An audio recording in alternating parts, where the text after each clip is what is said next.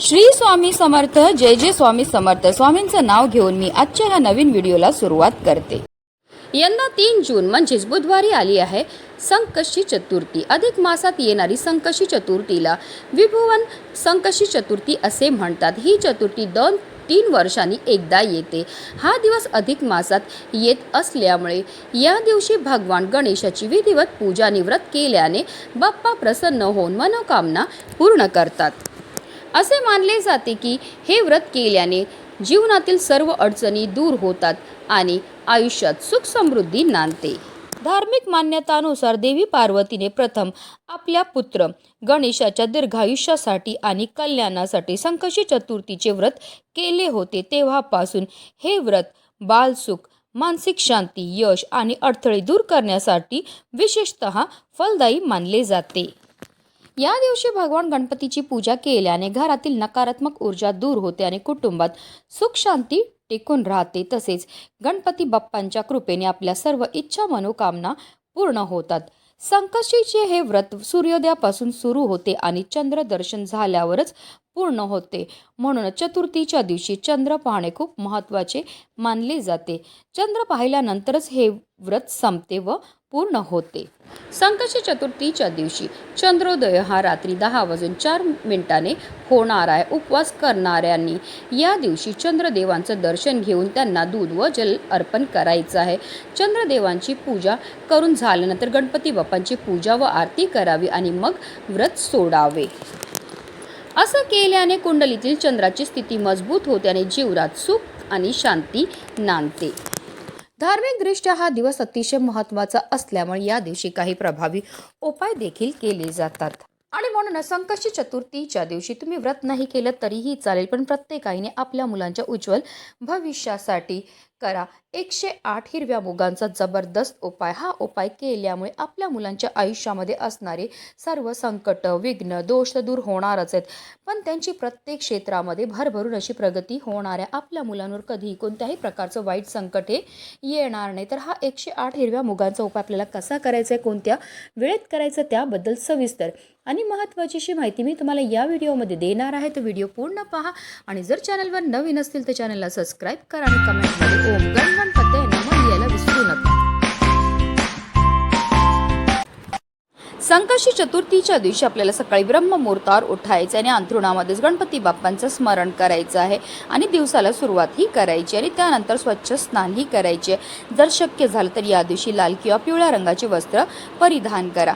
त्यानंतर आपल्याला सर्वप्रथम देवघरामध्ये दिवा हा प्रज्वलित करून घ्यायचा आहे, कारण कोणतीही सेवा किंवा कोणताही उपाय जर आपण अग्नीच्या साक्षीने केला तर त्यामध्ये आपल्याला निश्चित सफलताही प्राप्त होत असते. त्यानंतर आपल्याला सूर्यदेवांना जल अर्पण करायचं आहे आणि आपल्याला विधिवत देवपूजाही करून घ्यायची आहे. जर तुमच्याकडे गणपती बाप्पांची मूर्ती असेल तर त्यांना तामनामध्ये घ्यायचं आहे आणि त्यांच्यावर आपल्याला जलाभिषेक किंवा पंचामृताने अभिषेक हा करायचा. 11 पळी पाणी आपल्याला गणपती बाप्पांवर अर्पण करायचे. प्रत्येक पळी पाणी अर्पण करताना आपल्याला ओम गणपतये नमः या मंत्राचा जप हा करायचा आहे आणि त्यानंतर गणपती बाप्पांच्या मूर्तीला स्वच्छ पुसून पुन्हा त्यांच्या स्थानावर ठेवायचे. गणपती बाप्पांना हळद, कुंकू, अक्षदा, धूपदीप, अगरबत्ती दाखवून घ्यायची आहे.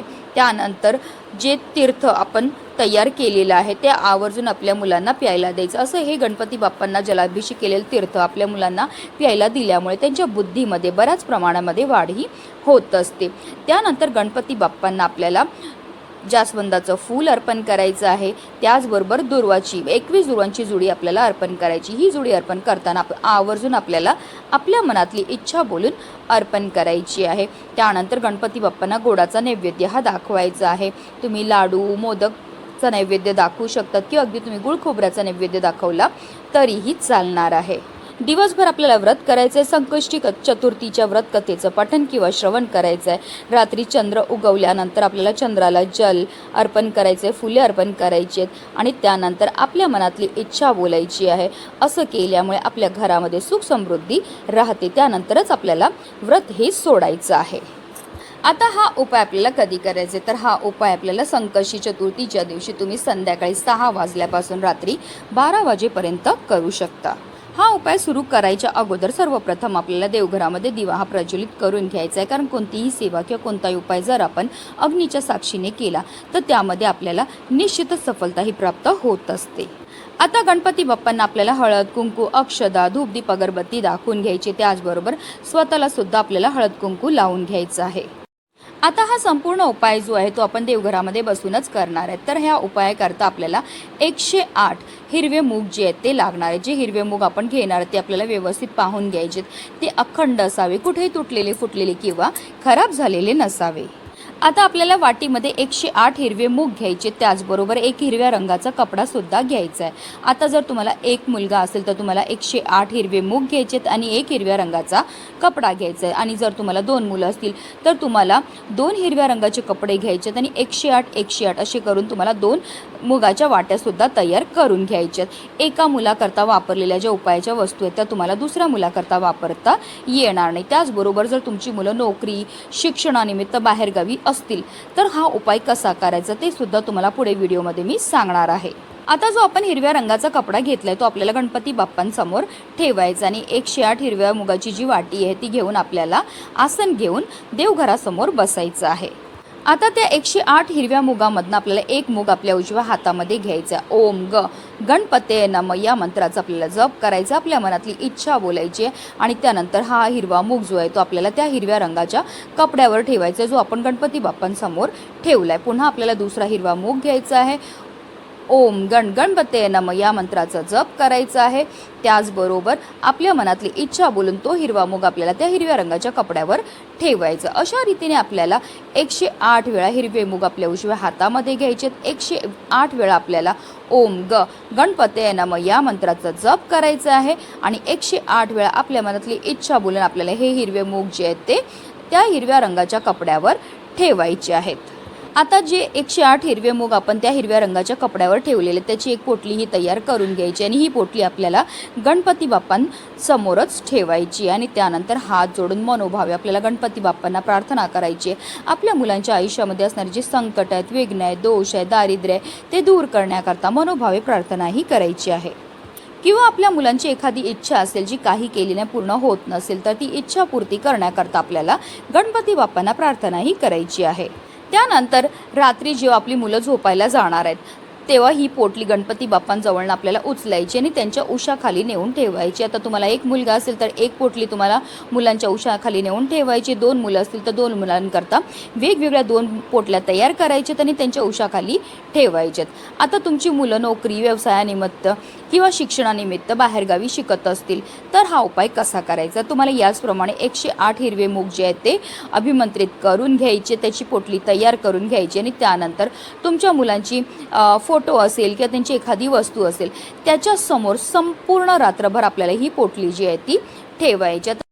दुसऱ्या दिवशी आपल्याला सकाळी लवकर उठायचं आहे, स्नान करायचं, देवपूजा करून झाल्यानंतर ही पोटली आपल्याला तिकडनं उचलायची आहे आणि आपल्याला घेऊन जायचं आपल्या घराजवळ असणाऱ्या गणपती बाप्पांच्या मंदिरामध्ये जाताना आवर्जून गणपती बाप्पांना प्रिय असणाऱ्या वस्तू घेऊन जा, जसं की गणपती बाप्पांना दुर्वा अतिशय प्रिय आहे, जास्वंदीचे फूल अतिशय प्रिय, गोडाचा नैवेद्य घेऊन जायचं आहे। मंदिरामध्ये गेल्यावर सर्वप्रथम गणपती बाप्पांसमोर आपल्याला दिवा हा प्रज्वलित करून घ्यायचा, गणपती बाप्पांना हळद कुंकू अक्षदा धूप दीप अगरबत्ती दाखवून घ्यायची आहे, त्यांना जास्वंदाची फुलं अर्पण करायची, दुर्वा अर्पण करायचे आणि त्यानंतर आपल्याला ही जी पोटली आहे ती आपल्या हातामध्ये घ्यायची। पुन्हा एकदा आपल्याला आपल्या मुलांच्या आयुष्यामध्ये असणारी जी संकट आहेत, विघ्न आहेत, दोष आहेत, दारिद्र्य आहे ते दूर करण्याकरता मनोभावे प्रार्थनाही करायची। आता तुमची मुलं मोठी असतील तर मुलांच्या हातानेच ही पोटली जी आहे ती गणपती बाप्पांच्या चरणावर अर्पण करायला लावा। संकष्टी चतुर्थीच्या दिवशी हा उपाय करण्याला अतिशय महत्त्व आहे, कारण संकष्टी चतुर्थीच्या दिवशी